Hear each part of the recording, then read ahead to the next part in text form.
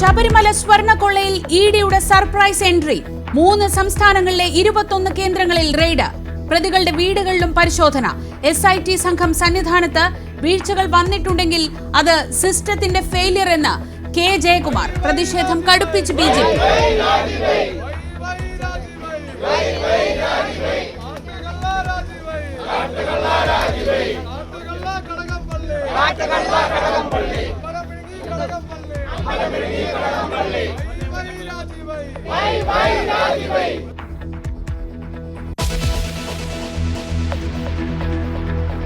BJP ഗവൺമെന്റിനോട് പ്രത്യേകമായ വൈരാഗ്യമൊന്നുമില്ല, എതിർപ്പില്ല.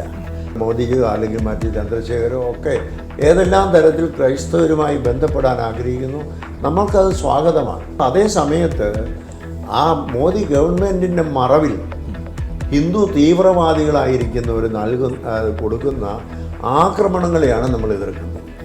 News 18 exclusive. BJPയുടെ ക്രൈസ്തവ നയതന്ത്രത്തോട് പ്രതികരിച്ച ഓർത്തഡോക്സ് സഭ. ക്രൈസ്തവ സ്ഥാപനങ്ങൾക്കെതിരായ ആക്രമണങ്ങൾ തടഞ്ഞാൽ സഹകരിക്കാമെന്ന് ഓർത്തഡോക്സ് സഭാധ്യക്ഷൻ ബസേലിയോസ് മാർത്തോമ മാത്യൂസ് തൃതീയൻ കാതോലിക്ക ബാവ. തെരഞ്ഞെടുപ്പിൽ സമദൂര നിലപാടെന്നും ഓർത്തഡോക്സ് സഭാധ്യക്ഷൻ.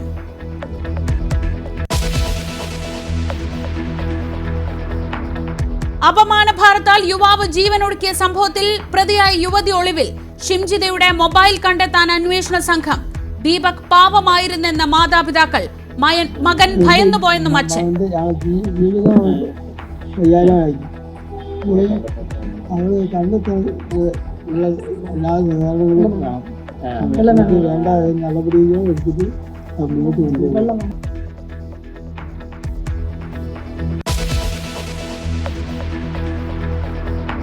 BJPയിൽ തലമുറ മാറ്റം. രൂപീകരണത്തിന്റെ 45-ാം വർഷം പാർട്ടിയെ നയിക്കാൻ 45-കാരൻ.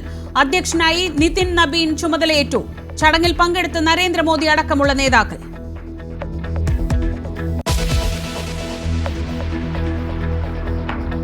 DGPയുടെ ചേംബറിലെ അശ്ലീല രംഗങ്ങൾ വൈറൽ. കർണാടക DGP രാമചന്ദ്ര റാവുവിന് സസ്പെൻഷൻ.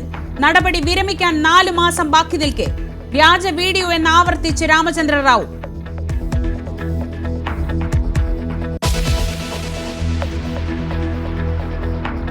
മൈതാനത്തോട് ഗുഡ് ബൈ പറഞ്ഞ് സൈന നെഹ്വാൾ. വിരമിക്കൽ പ്രഖ്യാപിച്ച് ബാഡ്മിന്റൺ ഇതിഹാസം.